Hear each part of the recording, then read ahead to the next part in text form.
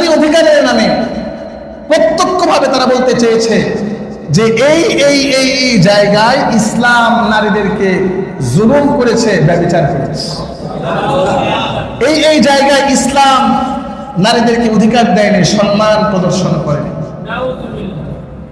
পরোক্ষভাবে তারা এটা বলার দাবি করছে, কারণ যেহেতু সরাসরি কোরআনের বিপক্ষে, সংবিধান তারা সংস্কার চায়, তার মানে তারা বলতে চায় যে ইসলাম এখানে নারীদের প্রতি অবিচার করেছে, এটা সংস্কার করা হবে।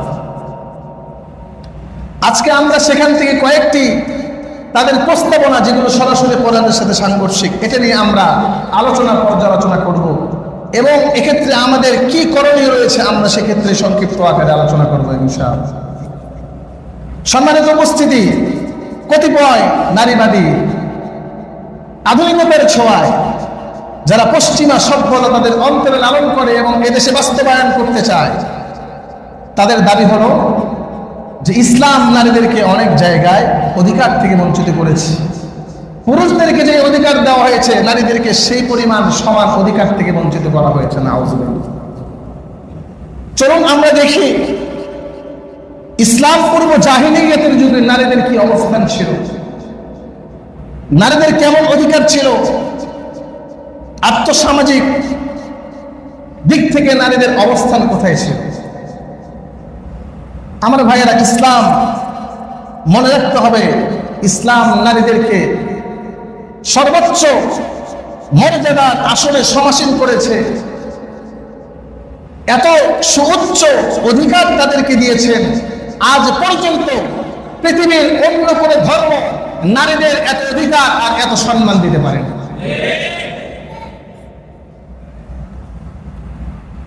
নারীদের জীবনের প্রতিটি ক্ষেত্রে নারী যখন কন্যা সন্তান, ইসলাম সেই কন্যাকে সর্বোচ্চ মর্যাদা দান করেছে। এ নারী যখন স্ত্রী হয়েছে, স্ত্রী হিসাবে ইসলাম তাকে সর্বোচ্চ মর্যাদার আসনে সমাসীন করেছে। নারী যখন বোন হিসাবে ইসলাম তার অধিকার তাকে ফিরিয়ে দিয়েছে। নারী যখন মা হিসাবে ইসলাম নারীকে পুরুষের চাইতেও বেশি অধিকার দান করেছে। সুবহানাল্লাহ। আমার ভাইয়েরা, ইসলাম পূর্ব জাহিলিয়াতের যুগ যদি আমরা দেখি, তৎকালীন যুগ ছিল আরবের বর্বরতার যুগ।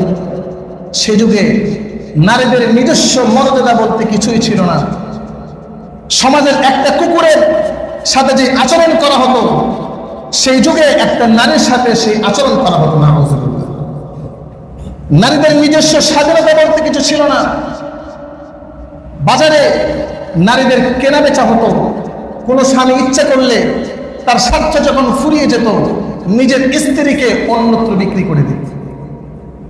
নারীদের নিজস্ব স্বাধীনতা বলতে, নিজস্ব সম্পদ বলতে কিছু ছিল না। নারীদের সম্পদ তার স্বামীরা নিজের মনে করে ভক্ষণ করত। ইসলাম পূর্ব যুগে এতটাই জাহিলিয়াত সমাজের মধ্যে প্রসার হয়ে গিয়েছিল, সমাজের মধ্যে নারী হয়ে জন্ম নেওয়াটাই যেন মহাপাপ ছিল। কোন ঘরে যখন নারী সন্তান জন্মগ্রহণ করত, সে ঘরের কর্মকর্তা তার বাবা লজ্জায় মাথা নিচু করত।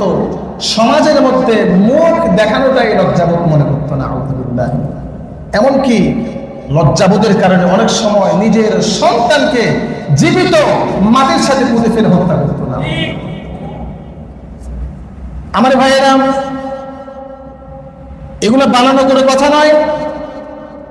ইসলাম পূর্বে জাহিলিয়াতের যুগে নারীদের এমন বিভীষিকাময় পরিস্থিতি ছিল, যেখানে কন্যা সন্তানকে জীবিত অবস্থায় মাটির মধ্যে কবর দেওয়া হতো।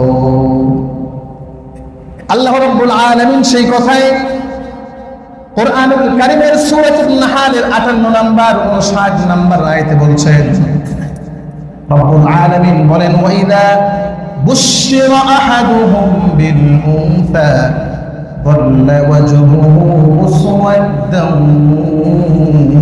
ওয়া হুয়া কাযীম।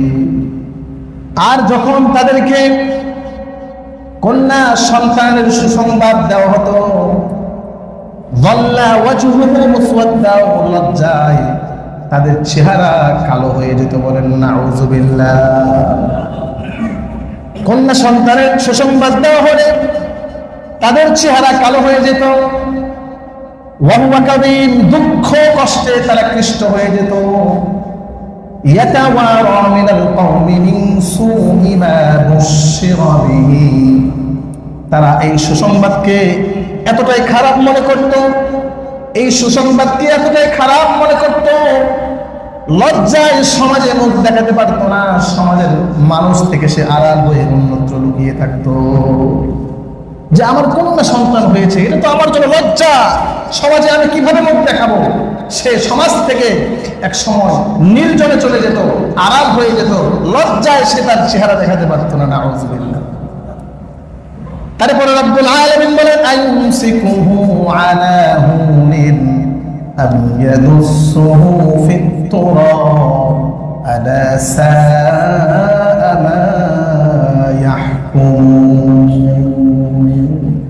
এতটাই লজ্জাবোধ করত, সে চিন্তা করত আইয়ুমসিকুহু আলা হুনিন, এই বাচ্চাকে কি আমি রেখে দেব নাকি জীবন্ত মাটির সাথে পুঁতে ফেলবো। সে দুদণ্ডমান থাকতো, একে কি আমি আমার লজ্জামুখ নিয়ে এই মেয়েটাকে বড় করব, নাকি আমি আমার লজ্জা থেকে বাঁচার জন্য, আমার মর্যাদা রক্ষা করার জন্য আমি আমার এই সন্তানকে এখন এই মাটির সাথে পুঁতে ফেলব। হ্যাঁ, সেই বর্বর যুগে হয়েছে তাই। অনেক কাফের জাহেলিয়তের যুগে তার ঘরে কন্যা সন্তান কেন এসেছে এই লজ্জায় সহ্য করতে না পেরে নিজের মর্যাদার দিকে লক্ষ্য করে ছোট্ট ছোট্ট কন্যা সন্তানগুলোকে জীবন্ত মাটির সাথে পুঁতে ফেলে হত্যা করত। কাইস ইবনে আসিম রাদিয়াল্লাহু তাআলা আনহু একজন সাহাবী, ইসলাম ধর্ম গ্রহণ করার পরে রাসূলুল্লাহ সাল্লাল্লাহু আলাইহি ওয়াসাল্লামের কাছে এসেছেন। আমার ভাইরা রাসূলকে এসে বলছেন, ইয়া রাসূলুল্লাহ, ইয়া হাবিবাল্লাহ, জাহেলিয়তের যুগে আমি আমার এই হাত দিয়ে আমার অনেক কন্যা সন্তানকে কবরস্থ করেছি, জীবন্ত পুঁতে ফেলেছি। তখন তো আমি কিছু বুঝতাম না, ইসলামের আলো আমার মধ্যে প্রবেশ করেনি। রাসূলুল্লাহ সাল্লাল্লাহু আলাইহি ওয়াসাল্লাম বললেন, তুমি অনেক বড় অপরাধ করেছো, তোমার এই অপরাধের কাফারা দিতে হবে, পানিশমেন্ট করতে হবে। পানিশমেন্ট কি? প্রত্যেক সন্তান যাদেরকে জীবন্ত হত্যা করেছো, মাটির সাথে পুঁতে ফেলেছো, কবরস্থ করেছো, প্রত্যেক সন্তানের জন্য একটি করে গোলাম তোমার আজাদ করতে হবে। ইয়া রাসূলুল্লাহ, আমার তো গোলাম নেই, কিন্তু আমার অঢেল সম্পদ আছে, উট আছে। রাসূল বললেন, তাহলে শোনো, প্রত্যেকটা সন্তানের মোকাবেলায় তোমাকে একটি করে উট জবাই করতে হবে। সুবহানাল্লাহ। ইসলাম নারীদেরকে মর্যাদা দিয়েছে। সুবহানাল্লাহ। এটা ছিল বড় জাহেলিয়তের যুগে নারীদের অবস্থান। এবার আসেন হিন্দু সম্প্রদায়। আমার ভাইয়েরা, আমরা অনেকেই জানি এই হিন্দু সম্প্রদায়ে নারীদেরকে বলি দেওয়া হতো। বলি মানে বুঝুন তো, আমরা যেটাকে জবাই বলি, তাদের ভাষায় তারা সেটা কি বলে? বলি দেওয়া। তাদের ধর্মে সতীদাহ একটা প্রথা ছিল। সতীদাহ মানে একজন স্ত্রীর স্বামী যখন মারা যাবে, তাকে যখন চিতায় চড়ানো হবে, ওই স্বামীর সাথে সাথে ওই স্ত্রীকেও চিতায় চড়িয়ে তাকেও মৃত্যুদণ্ড দেওয়া হবে। এই প্রথা এক সময় হিন্দু ধর্মে চালু ছিল। ইভেন এখনো পর্যন্ত এই নিয়ম চালু আছে যে একজন মেয়েকে যখন বিবাহ দেওয়া হতো, পরবর্তীতে তাকে তার বাবার সম্পদ থেকে তাকে বঞ্চিত করা হতো। আছে না এখনো এই নিয়ম? অনেক জায়গায় এই নিয়ম আছে। বিবাহ হয়ে গেল মানে তার বাবার বাড়িতে, বাবার সম্পত্তিতে তার কোনো অধিকার। এবং এই হিন্দু সম্প্রদায়ে মহিলাদেরকে অনেক নিচু মনে করা হতো, নিকৃষ্ট মনে করা হতো। এটা হলো হিন্দু সম্প্রদায়ের অবস্থা। এবার আসেন বৌদ্ধ সম্প্রদায়। বৌদ্ধ সম্প্রদায়ে নারীদেরকে সকল পাপের জন্য দায়ী করা হতো। সকল পাপের জন্য মূল হোতা আর মূল দায়ী হলো এই সমাজের নারীরা। নাউযুবিল্লাহ। এবার আসেন ইহুদি সম্প্রদায়। ইহুদি সম্প্রদায় তারা মনে করত যে একজন সতীসাধী নারীর চাইতে একজন পাপিষ্ঠ পুরুষ 1000 গুণে উত্তম। নাউযুবিল্লাহ। এবং এই নারীকে তারা সকল পাপের আধার মনে করত। এবার আসেন খ্রিস্টান সম্প্রদায়। এই খ্রিস্টান সম্প্রদায় তারা নারীদেরকে জাহান্নামের দরজা মনে করত। নাউযুবিল্লাহ। নারীদেরকে কি মনে করত? এরা হলো নরকের ফটক, নরকের দরজা।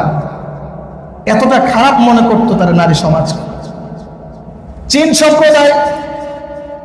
সম্প্রদায়ে চীনা সভ্যতায় একজন নারীর কেমন অবস্থা, জনৈকে একজন চীনা নারীর তার বক্তব্যে বলছেন যে চীনা সভ্যতায় একজন নারীর অবস্থান শুয়োর কুকুরের মতো অবস্থা ছিল।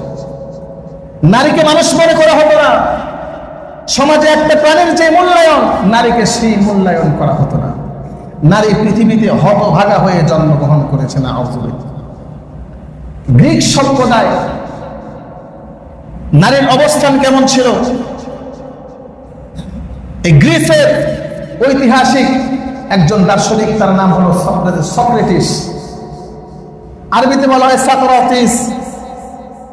গ্রিক সভ্যতায় নারীদের অবস্থান নিয়ে এই সক্রেটিস বলছেন যে women is the greatest source of disorder and disruption in the world, যে নারী হলো পৃথিবীর মধ্যে বিশৃঙ্খলা আর উচ্ছৃঙ্খলার মূল কারণ। নাউযুবিল্লাহ। পৃথিবীর মধ্যে যত বিশৃঙ্খলা সংগঠিত হয়, যত মারামারি, হানাহানি, ঝগড়া সংগঠিত হয়, তার সমস্ত কিছুর মূল কারণ হলো নারী। আমার ভাইরা, রোম সভ্যতায় নারীর অবস্থান কেমন ছিল? রোম সভ্যতায় তৎকালীন যুগে পরিবারের মূল নেতা হতো স্বামী কিংবা পিতা, এবং তাদের অধীনস্থ হয়ে থাকতে হতো সন্তানদেরকে, স্ত্রীদেরকে। এবং এই স্বামী অথবা পিতা যখন ইচ্ছা নারীদেরকে ঘরে রাখবে, যখন ইচ্ছা নারীকে ঘর থেকে বের করে দিবে, কেউ কিছু বলার নাই। এটা ছিল আপনার রোমান সভ্যতা। মিশরীয় সভ্যতা আমরা সকলেই জানি।